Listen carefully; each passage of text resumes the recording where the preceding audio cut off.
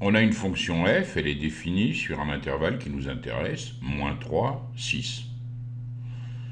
C'est la fonction qui a x associe x au cube moins 12x. On va d'abord déterminer f' de x. Qu'est-ce que c'est? C'est la fonction dérivée. Avant de calculer la fonction dérivée, ou plutôt son expression, je vais d'abord dire ce que je sais sur une fonction de ce genre. Ceci, c'est ce qu'on appelle une fonction polynôme. On sait, on l'a appris en cours, qu'elle est continue et dérivable. Ensuite, on va calculer f' de x. Alors attention, f' de x, ça nous donne la dérivée de x au cube, ça fait 3x au carré. La dérivée de moins 12x, c'est moins 12. Je veux connaître le signe de la dérivée. Alors ce que je pourrais faire, c'est comme d'habitude, on a ici un polynôme du deuxième degré, on pourrait calculer delta, chercher les racines, on sait qu'entre les racines, c'est du signe de moins a, et à l'extérieur du signe de a, du coefficient de x au carré. Mais là, il n'y a plus malin à faire, regarde, je fais 3 facteur de x au carré moins 4, qu'est-ce que je reconnais? Une identité remarquable. Donc c'est égal à quoi? À 3 facteur de x moins 2, x moins 2, x plus 2. J'ai donc tout de suite les racines. Quelles sont les racines? 2 et moins 2.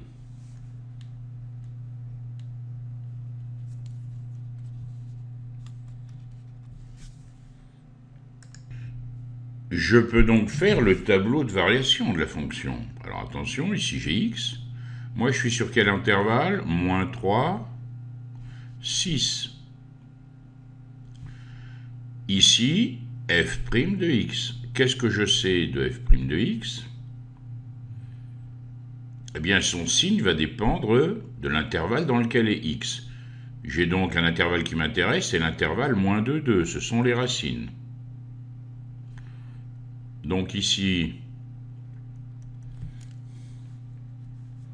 on a,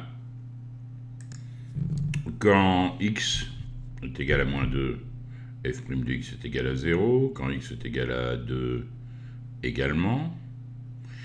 À l'extérieur des racines, c'est du signe de a. a, c'est 3. Donc c'est positif. Je suis à l'extérieur des racines. Ici, c'est négatif. Alors, on a ici, bien sûr, f de x. Alors, qu'est-ce que j'ai? La fonction, bien sûr, elle est croissante. Elle est ensuite décroissante. Et à nouveau croissante. D'accord. Quand x est égal à moins 3, j'obtiens 9. Bah oui, hein, ça fait moins 3 au cube, moins 12x, ça me fait 9. Ici, j'ai 16. 16 que j'ai donc ici, moins 16. Bon, pour trouver cela, tu remplaces x par la valeur qui t'intéresse, et tu auras immédiatement la valeur.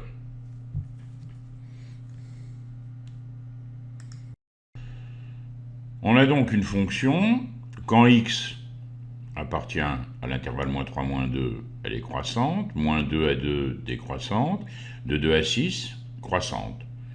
Voyons ce que ça donne sur la courbe. Bon, on voit bien cette courbe et on reconnaît ce qu'on a vu sur le tableau de variation. Qu'est-ce qu'on avait sur le tableau de variation? On voyait que la courbe au départ, quand x était compris entre moins 3 et moins 2, bon ici je suis à moins 2, tu le vois ce moins 2. Bon, si je monte avec mon pointillé jusqu'en haut ici, je vois bien que de moins 3 à moins 2, parce que ce qui m'intéresse c'est moins 3, d'accord, moins 3, 6. C'est donc ici que ça se passe pour nous, hein.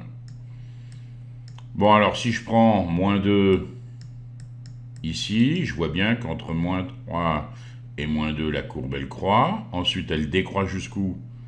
Jusqu'à 2. Elle est décroissante. Et ensuite, elle redevient croissante jusqu'à 6. On ne voit même pas, évidemment, l'image de 6, c'est 144, c'est beaucoup plus haut. On nous demande de montrer que l'équation f de x égale 30, elle a des solutions. Nous, qu'est-ce qu'on a vu? On a vu qu'on a ici une fonction continue, ce qui veut dire que ton stylo ne va pas se soulever pendant tout le temps que tu décris la courbe. Et si tu vas jusqu'à x égale 6, ça va monter jusqu'à quelle valeur? Jusqu'à 144. Repensons au tableau. On a donc la courbe qui va, la valeur la plus petite sur, quand x varie de moins 3 à 6, la valeur la plus petite de la fonction c'est 9, et on va aller jusqu'à 144. On cherche la valeur de x pour laquelle f de x égale 30. Alors, es-tu sûr que ton stylo, si tu parcours la courbe, es-tu sûr qu'il est passé à la hauteur de 30? Ben, forcément, puisque toutes les valeurs de la courbe, elles sont comprises entre quoi et quoi, on a dit? Entre 9, pour x égale moins 3, entre 9 et 144. Donc ton stylo, forcément, il va bien passer à la hauteur de 30 quand il parcourt la courbe. Alors peut-être que si la courbe redevenait croissante, ensuite il repasserait une deuxième fois. Mais on est sûr que, forcément, il y a un x, quelque part ici, il y a un x pour lequel tu vas avoir f de x égale 30. Ben, finalement, c'est ce que dit le théorème des valeurs intermédiaires. Il dit que si tu sais que tous tes f de x, ils sont compris entre 9, même moins 16, puisqu'on arrive à moins 16 ici, hein, et 144, comme 30, il est compris entre moins 16 et 144, tu es certain qu'il y a au moins une valeur de x pour laquelle tu as f de x égale 30.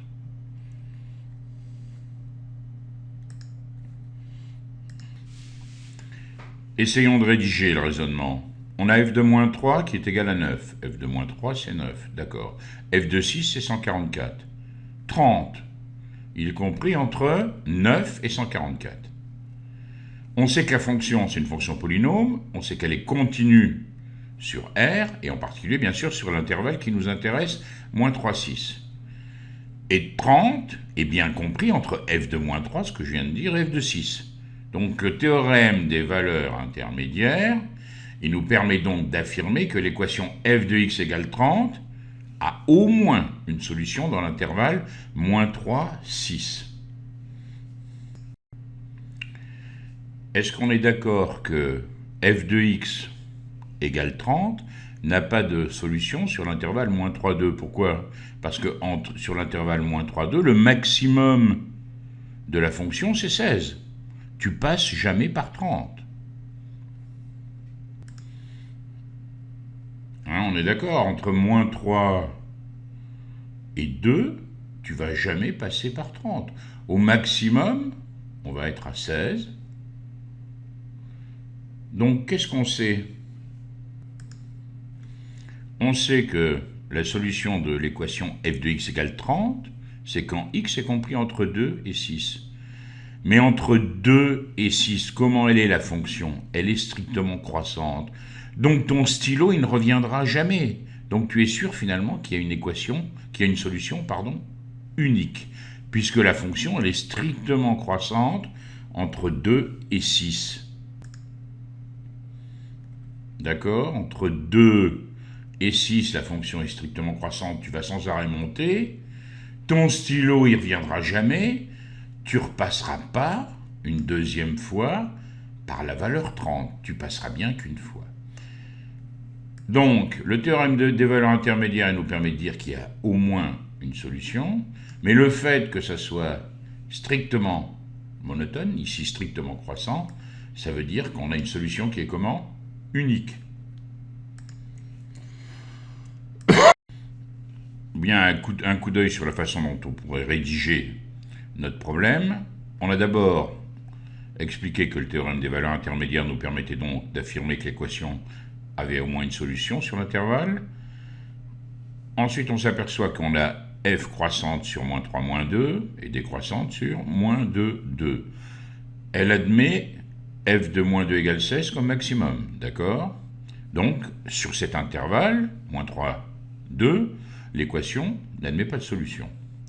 On s'intéresse maintenant à l'intervalle 2, 6. Sur l'intervalle 2, 6, la fonction elle est comment? Strictement croissante.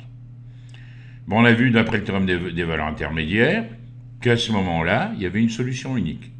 Pense à ton stylo qui ne repasse pas par la valeur 30. Donc, on a montré qu'il y avait une solution unique sur l'intervalle 2, 6. Donc, si nous reprenons notre tableau de variation, on sait que pour la valeur 30, qui est à peu près ici, quoi, on a un x qui existe, d'accord? Et un seul, qui est ici, entre 2 et 6. On ne sait pas sa valeur. Bon, on va l'appeler, en général, on aime bien l'appeler par la lettre grecque alpha. On sait que ce alpha, il existe, il faudrait le trouver. La seule information qu'on a, c'est qu'il est compris entre 2 et 6.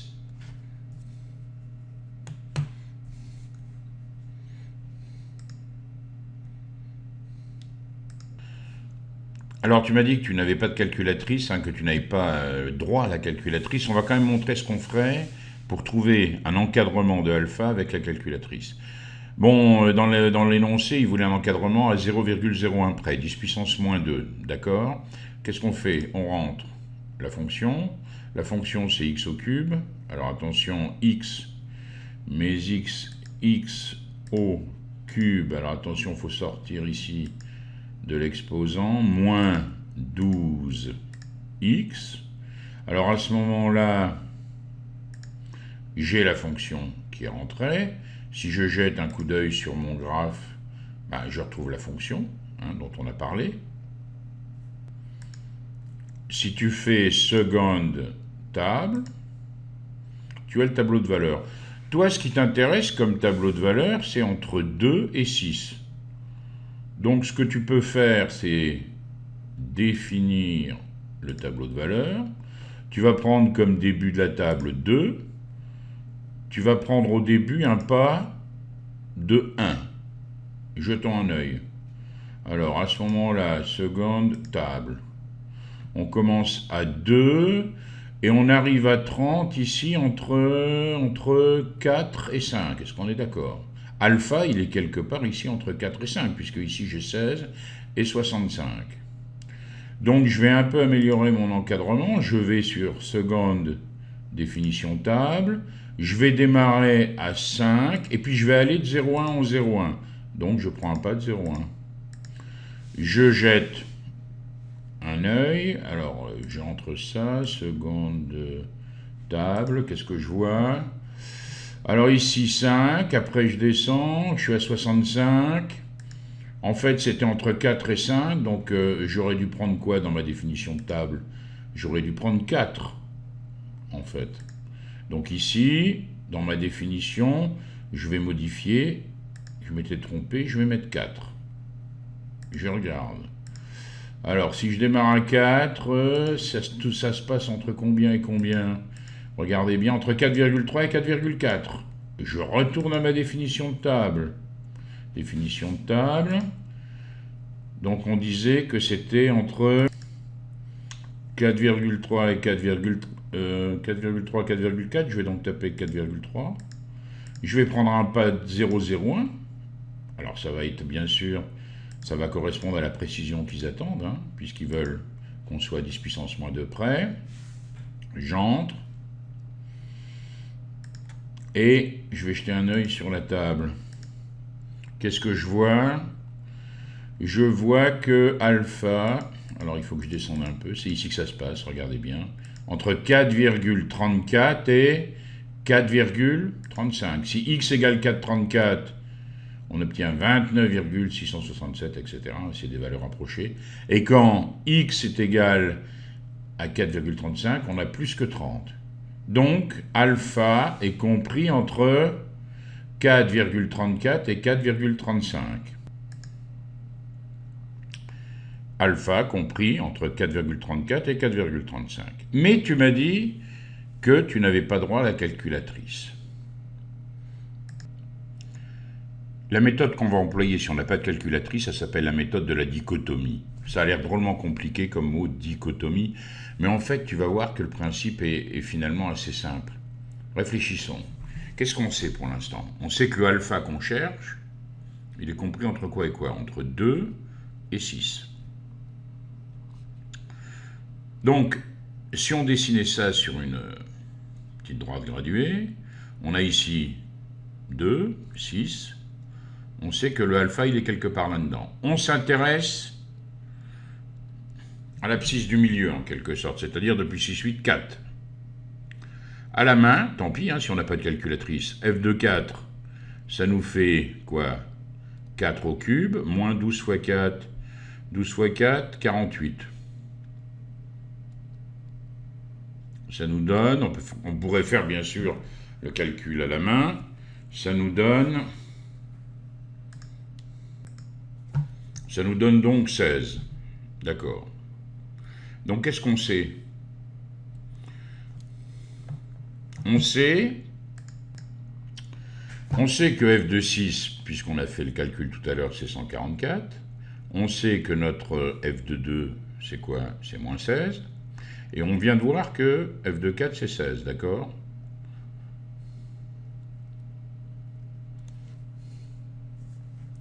Donc, qu'est-ce qu'on a comme information? Donc c'est là qu'intervient le principe de dichotomie, enfin la méthode plutôt, tu vas comprendre. Mon 30, il est compris entre 16 et 144. Donc j'ai déjà réduit l'intervalle, je sais que alpha, il est compris entre 4 et 6. Et je vais refaire la même gymnastique.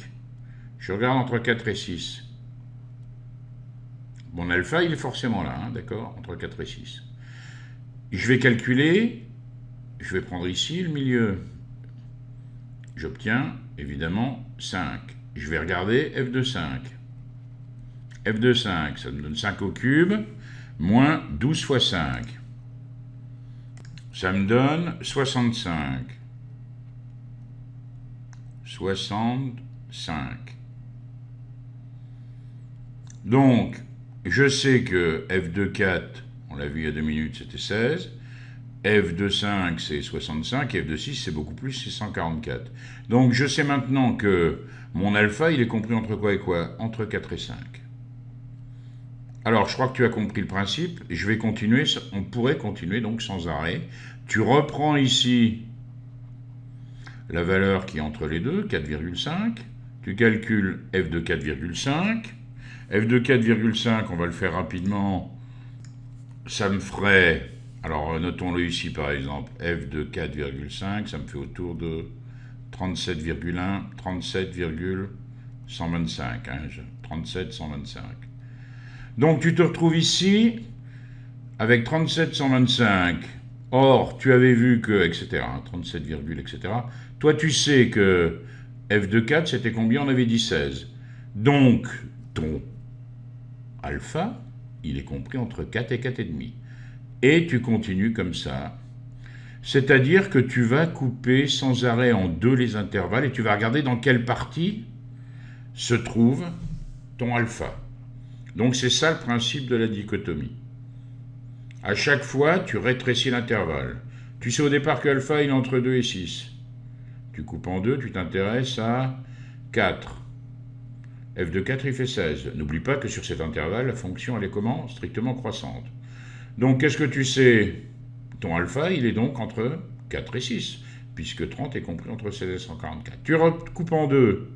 4 plus 6 divisé par 2, ça fait 5. Tu regardes l'image de 5, tu trouves 6,5.